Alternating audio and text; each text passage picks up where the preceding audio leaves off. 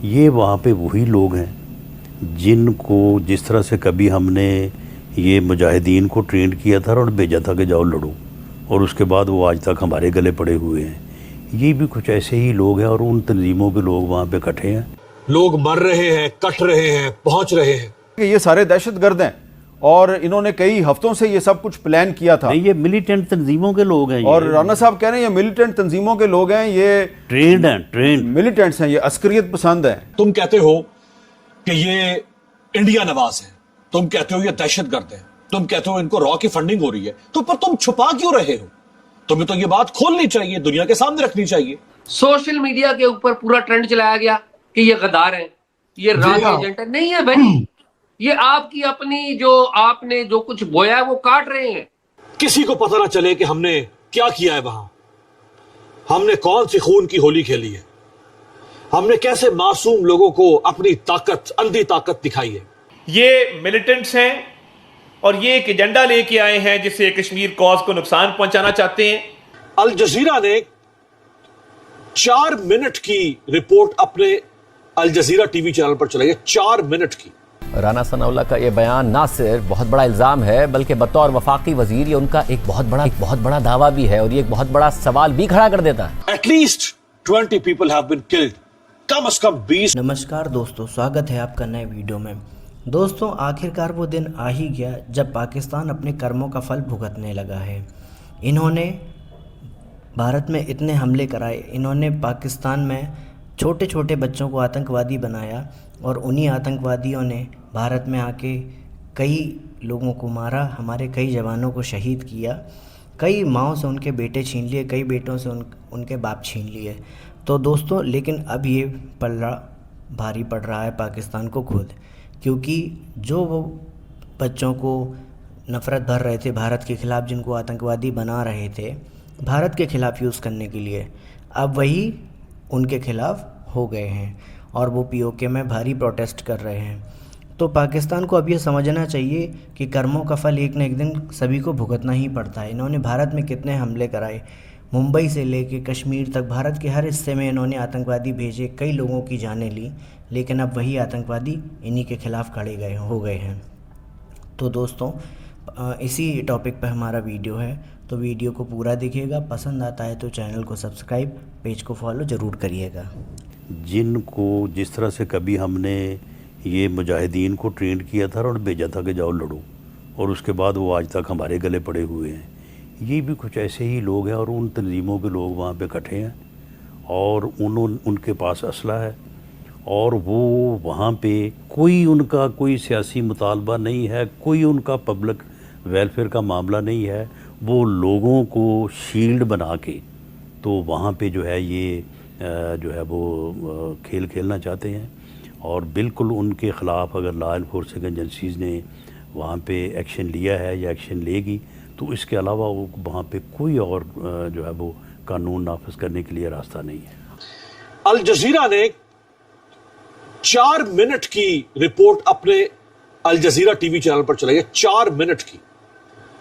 International channel دنیا کے بڑے انٹرنیشنل چینلز میں سے ایک ہے، دنیا کے۔ اس نے 4 منٹ کی ویڈیو کوریج کی ہے۔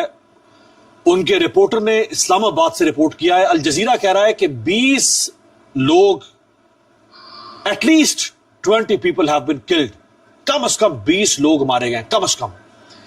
اور اس خبر کو اب سے یعنی آپ کہہ لیں کہ تقریباً کم از کم 15 گھنٹے ہو چکے ہیں اس خبر کو، کم از کم 15 گھنٹے۔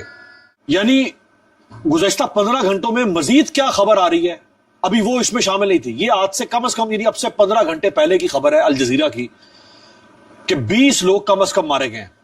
اس کے بعد خبر آتی ہے دی گارجین یا دی گارڈین، جو کہ برطانوی اخبار ہے اور دنیا کے بڑے اخبارات میں سے ایک ہے، دنیا کے بڑے اخبارات میں سے ایک ہے۔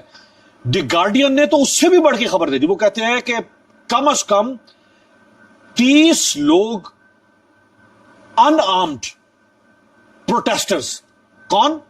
غیر مسلح احتجاج کرنے والے کم از کم 30 لوگ یعنی ہلاکت خیز فائرنگ کی زد میں آئے ہیں، کم از کم 30 لوگ۔ یہ دی گارڈین کہہ رہا ہے۔ الجزیرہ نے 20، انہوں نے 30 رپورٹ کر دی ہے۔ ابھی سٹل ابھی سٹل خبر پر دباؤ ہے, خبریں باہر نہیں آ پا رہی ہیں. اس کا اظہار خود الجزیرہ ہی کر رہا ہے, سوری دی گارڈین. وہ کہتا ہے کہ گارڈین آزادانہ طور پر کتنی اموات ہوئی ہیں ان کی تصدیق نہیں کر پا رہا. کیوں؟ کیونکہ وہاں میڈیا کو روکا جا رہا ہے اور انٹرنیٹ بند ہے, اور یہ بہت مشکل بنا دیا گیا ہے کہ ہم وہاں کے مقامی لوگوں تک پہنچ سکیں. یہ کون کہہ رہا ہے؟ دی گارڈین. یعنی جس خون کو دبانا چاہا آپ نے, جس خون کو چھپانا چاہا آپ نے, جن لاشوں کو چھپانا چاہا آپ نے, جن گرفتاریوں کو چھپانا چاہا آپ نے, جن زخمیوں کو چھپانا چاہا آپ نے, جس تحریک کو آپ نے بدنام کرنے کی کوشش کی, جس تحریک کے ساتھ کبھی آپ نے غداری کا الزام لگایا, کبھی آپ نے دہشت گردی کا اس پہ ٹھپا لگایا, کبھی آپ نے اس کے اوپر غیر ملکی سازشوں کے ہاتھوں استعمال ہونے کا ٹھپا لگایا, کبھی آپ نے بھارت نواز ہونے کا ٹھپا لگایا, کبھی آپ نے را نواز ہونے کا ٹھپا لگایا. آج اس تحریک کے بارے میں الجزیرہ سے لے کے, دی گارڈین سے لے کے اور ایمنسٹی انٹرنیشنل تک بول پڑے. یہ ایمنسٹی انٹرنیشنل کہہ رہا ہے کہ authorities must lift communications blackout following reports of lethal force used against protesters.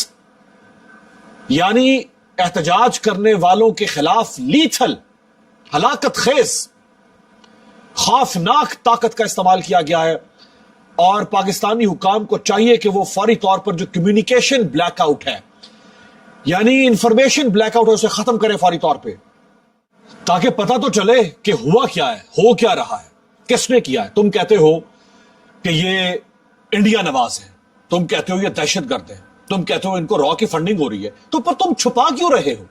تمہیں تو یہ بات کھولنی چاہیے, دنیا کے سامنے رکھنی چاہیے. پھر ڈر کس بات کا ہے؟ پھر وہاں کسی کو جانے کیوں نہیں دے رہے ہو؟ پھر میڈیا کو کیوں نہیں جانے دے رہے ہو؟ پھر انسانی حقوق کی تنظیموں کو کیوں نہیں جانے دے رہے ہو؟ پھر پاکستان کی اپوزیشن کو کیوں نہیں جانے دے رہے ہو؟ اس سے پہلے وہاں پہنچے تھے, یعنی آج سے چند دن پہلے جب آخری قتل عام وہاں پہ ہوا, تو اس وقت پاکستان کی اپوزیشن جس میں محمود خان اچکزئی, علامہ راجہ ناصر عباس, مصطفیٰ نواز کھوکھر, شاہد خاقان عباسی, یہ لیڈرشپ وہاں گئی, یہ کشمیر جانا چاہتی تھی. ان کو روک لیا گیا, آزاد کشمیر میں داخل نہیں ہونے دیا گیا. یہ پاکستان, یہ اپوزیشن لیڈرز ہیں پاکستان کے. ایک فارمر سینیٹر ہے مصطفیٰ نواز کھوکھر, ایک فارمر پرائم منسٹر ہے شاہد خاقان عباسی. تم کہہ رہے ہو کہ یہ دہشت گرد ہیں, تو ان کو جانے دو, ان کو دکھاؤ کہ یہ دہشت گرد ہے. تم کہہ رہے ہو کہ یہ غدار ہے, باغی ہیں, انڈیا کے ایجنٹ ہے, تم ان کو جانے دو, ان کو دکھاؤ کہ انہوں نے کیا غداری کی ہے.